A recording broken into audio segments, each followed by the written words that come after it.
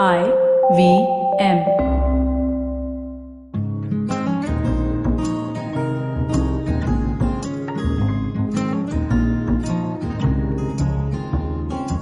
Hey everyone, and welcome to another episode of Marbles Lost and Found. I'm Zain. I'm Avanti. Did you just finish yawning, Avanti? I did. Great, amazing. All right, and on this episode, we're going to delve into mental health and kids one more time because we feel that there are still a few more important aspects that we need to cover. And for that, we have a guest with us who is a high school teacher and has been for a number of years now. Gaya Lobo Gajiwala. Hi, Gaya. Hi, Zain. Hi, Avanti. Hi. How you doing? I'm good. Okay. How about you? I'm doing all right, thank you. So what I think we'll do is we'll probably just dive straight in, and you teach kids who are slightly older, right? Around what, the 15-year bracket, 15, 16? I think they're between 14 and 18 usually. 14 and 18. Okay, fine. So I think the way to start this off is essentially, if we look at our education system and how that sort of shapes kids or dictates to kids how things are supposed to be or how things aren't supposed to be. How do you feel, to what extent do you feel that really influences the kids that you've at least taught? I think it influences them a lot because on the one hand, you have their parents telling them that they need to pursue their passions and they need to do the best they can. But on the other hand, we have very clearly defined parameters for what constitutes success and failure. And even when we teach our kids how to deal with failure, which I have to say we're not doing very well at the moment, and we're not doing enough, if at all, we always talk about failure in relation to success. So failure is another stepping stone to success. Here is a story of someone who failed, but look at where they are now. So it's this binary idea of not succeeding at something, which means you have failed, or not failing, which means you are succeeding. Right. And that really, I think, affects young people, and it makes them terrified of failing, which means that they often don't end up trying anything new. Right. They end up rarely exploring avenues that are outside their comfort zone because they're so terrified of getting it wrong. Right. Well, like what? Like, can you give us an example? Yeah, a simple example is like, for example, in a classroom situation, okay? And I'm sorry if a lot of my examples are going to be classroom. No, please, situations. that's what we want. That's what we want, yes, exactly. If I ask a question or I set the students a task, they're so terrified of even getting started on it.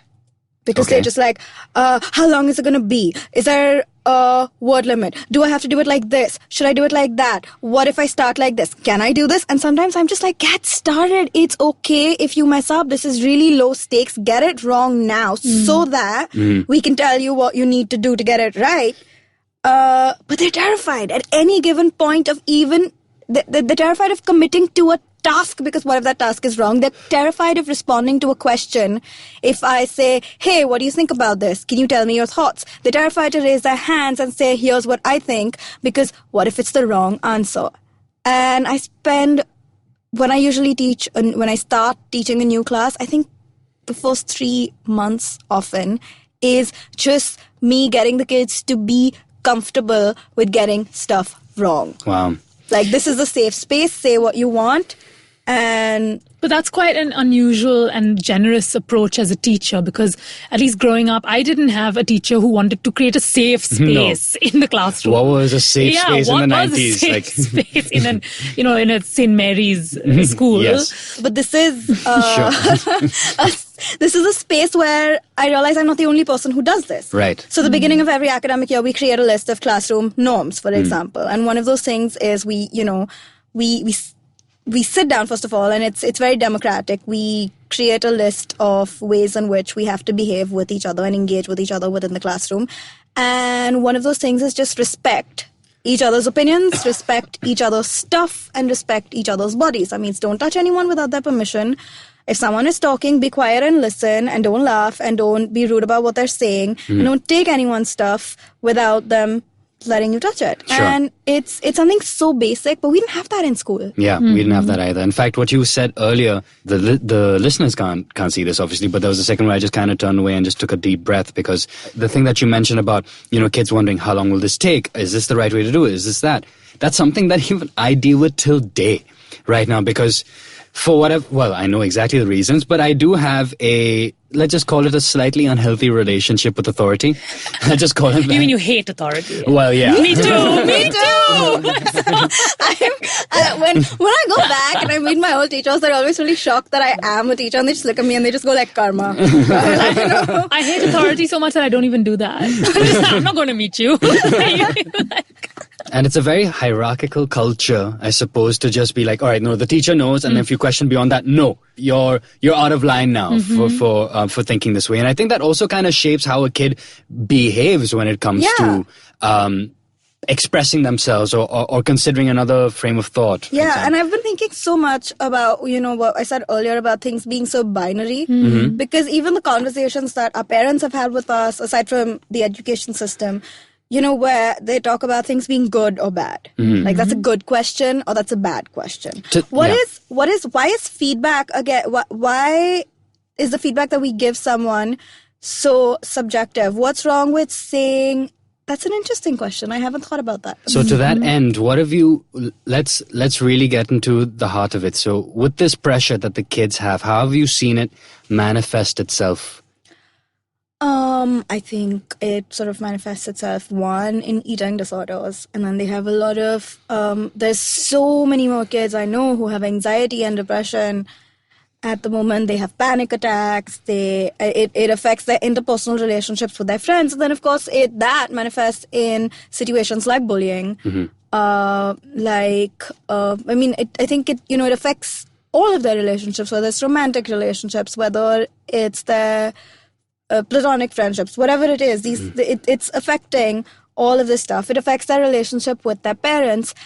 And I think the biggest problem in this area is that we don't teach kids how to talk about their feelings. Or that they even have a range of feelings to talk about. Yes. Yeah. What I actually wanted to ask Gaya also was, so I had a very interesting conversation with someone recently, and they said that, we're doing too much hand-holding of kids these days, and this having counselors in schools is just enabling kids to not deal with their own sort of growing up issues, what they think of as normal growing up issues.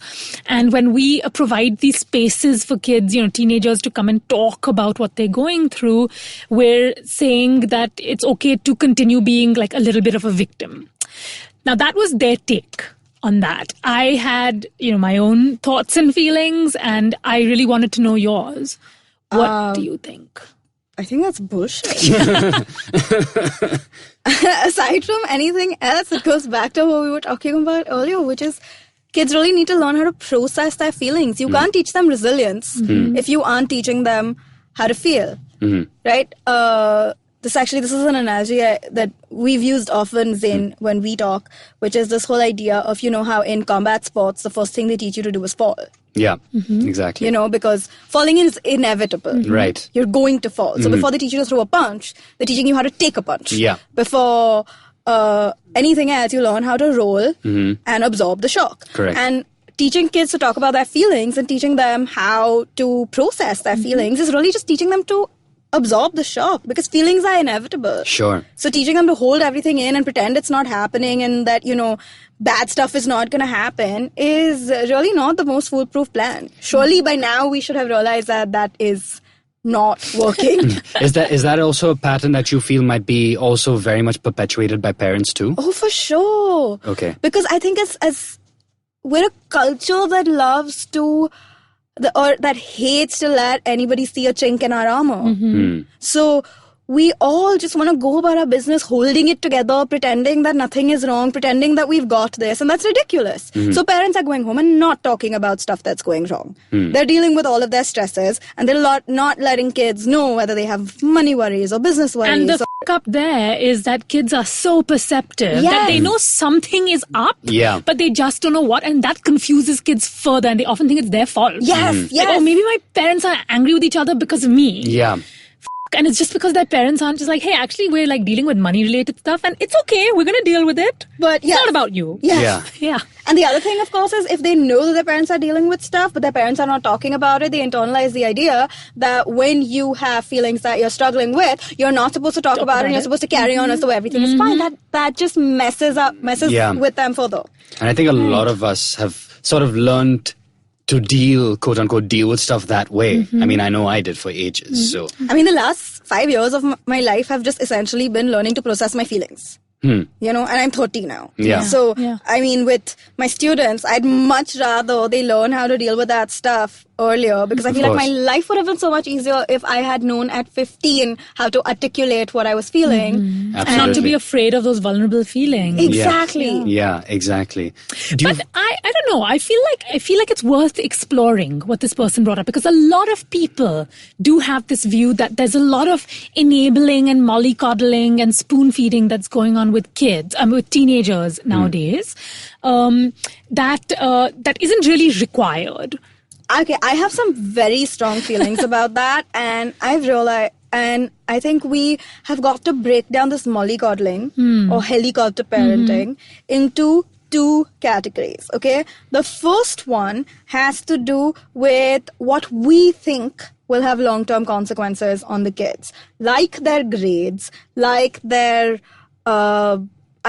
job prospects and things that we feel tangibly affect their future. And then there's all the other shit that actually tangibly affects their future, like their emotions. Yeah. And what I've noticed is, for the longest time, Indian parents have been helicopter parents and mollycoddling their but only kids. About this only academic about stuff. academic stuff. And I think you should take your eye off the ball there. Yeah. If your kid has submitted an assignment late, let them get the 0. Yes. That is the only way you learn. Actions have consequences, and you will learn. You will get that 0 on your transcript. You will learn, and next time you won't do it. That is how I learned.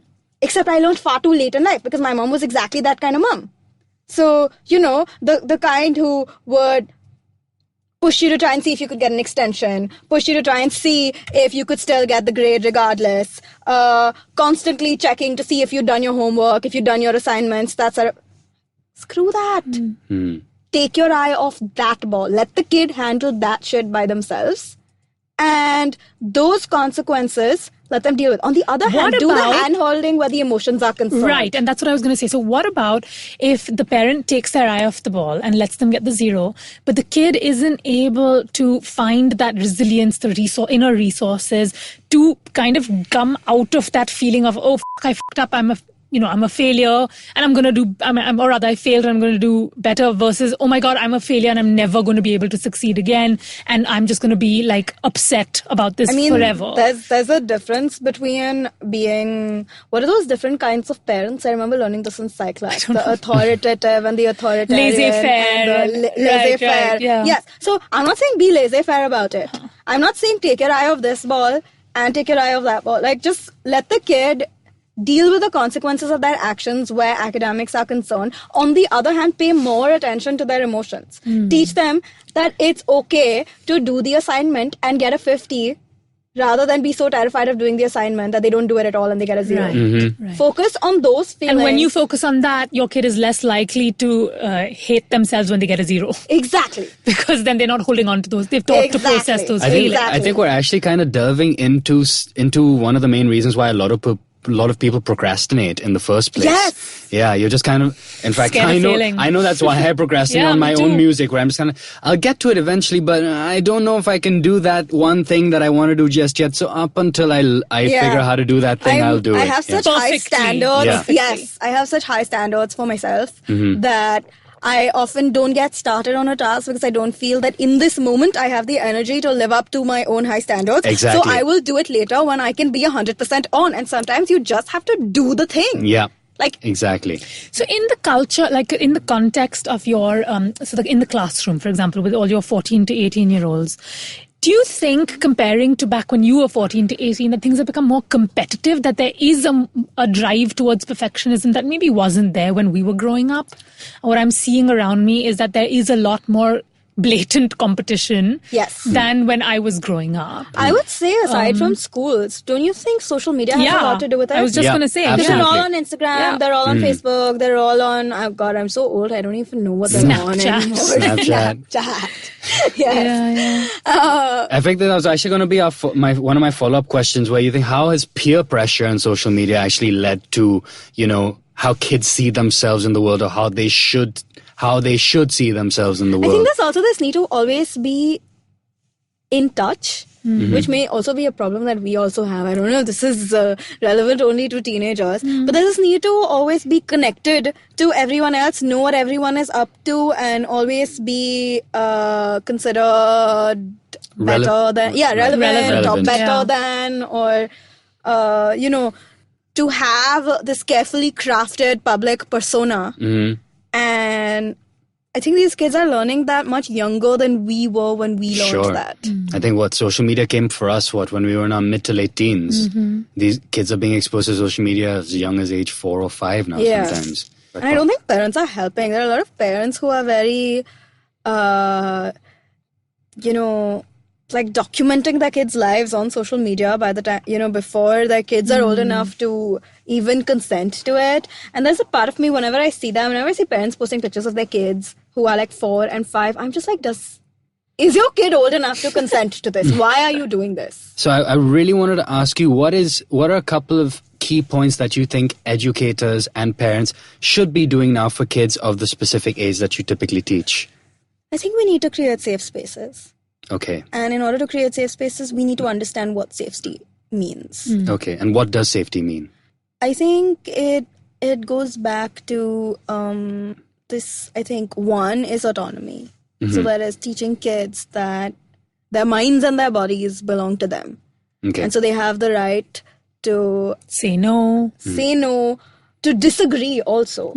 Like no one should be able to impose their ideas on you either. You don't. Nobody should be able to do anything with your mind or your body that you do not consent to. Right. And I think that's something that for a really long time has been hard for us as adults to process, because we were never taught that. So even understanding those boundaries and barriers and being able to respect this is something that I think I've been learning over the last few years as well. It's not something that I just magically discovered. And speaking of autonomy and kids understanding about their own emotions and their wants and needs, I feel in the education system, hell, even with adults, forget about the education system, there's always this need to jump out of your comfort zone, because that's where the magic happens, and that's where you lead your most fulfilling life. What's wrong with your comfort zone? I love my comfort zone. It's called a comfort zone for a reason. Exactly.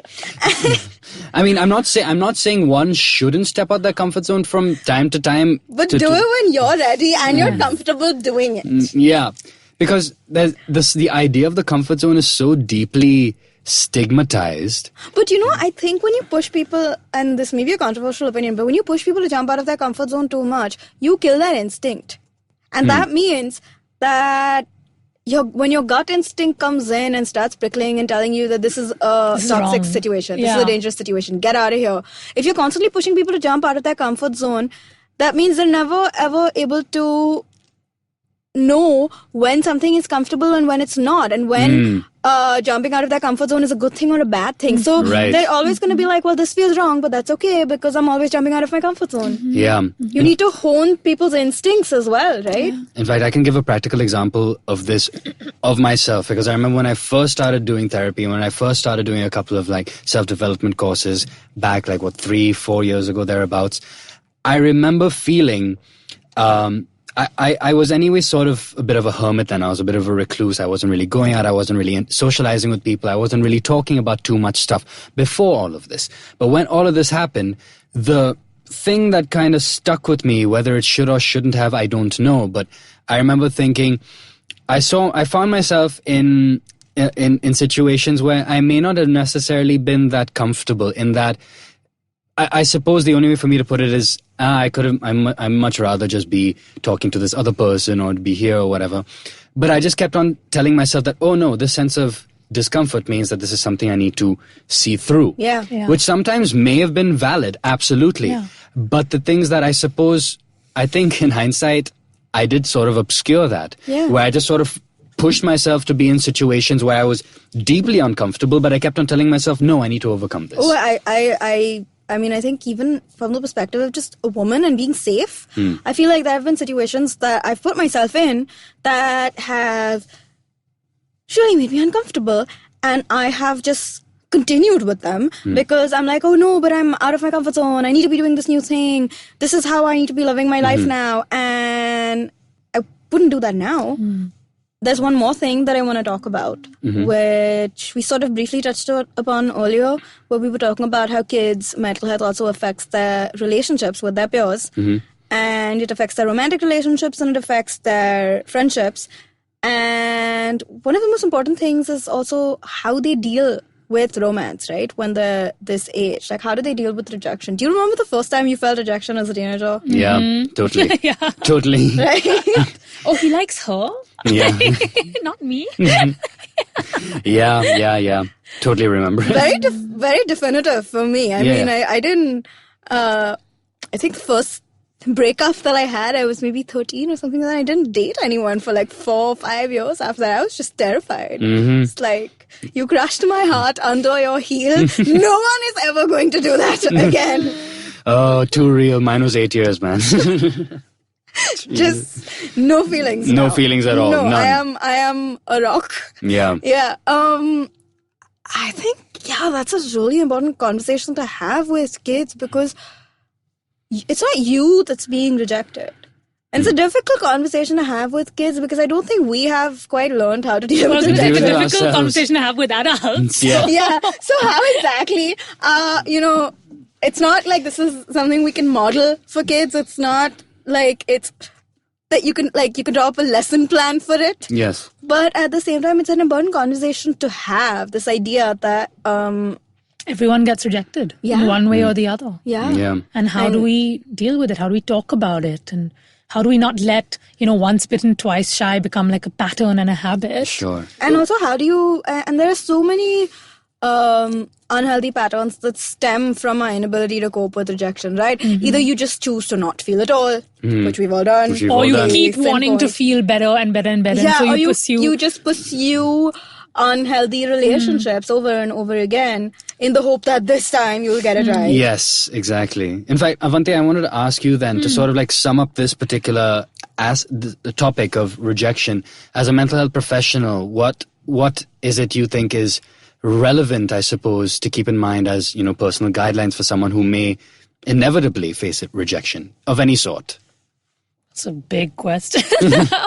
Well, first, what I do is I help people get in touch with what they're actually feeling. And that could be like everything, like hurt, betrayal, anger, guilt, whatever. Loneliness. Feel them all. Feel them all. Feelings. Where are they coming up for you in your body? What does it look like? What do you want to say to this person? What would you have liked to have done instead? We do all of that.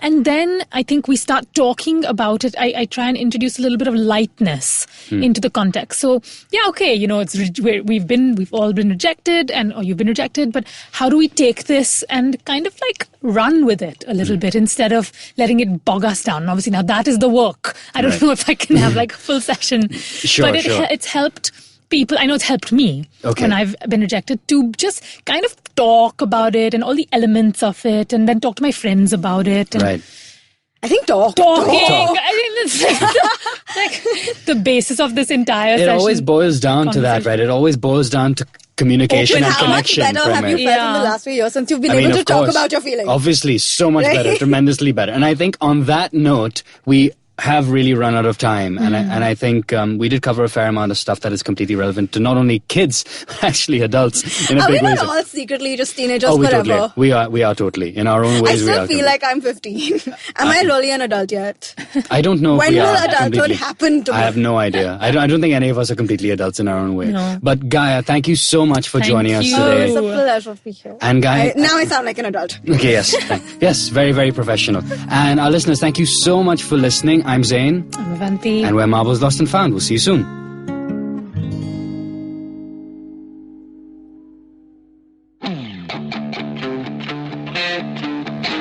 to do.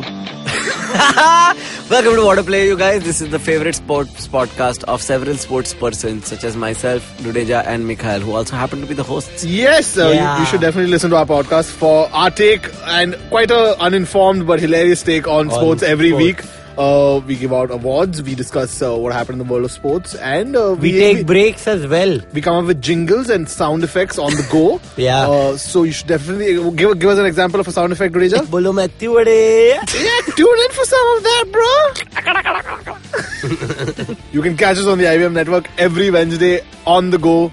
On the Wednesday, in the Wednesday. Yeah, Wednesday, What a Player. What a Player W, Wednesday W. Wow. Wednesday. Wednesday to Wednesday, What a Player, Matthew Vade.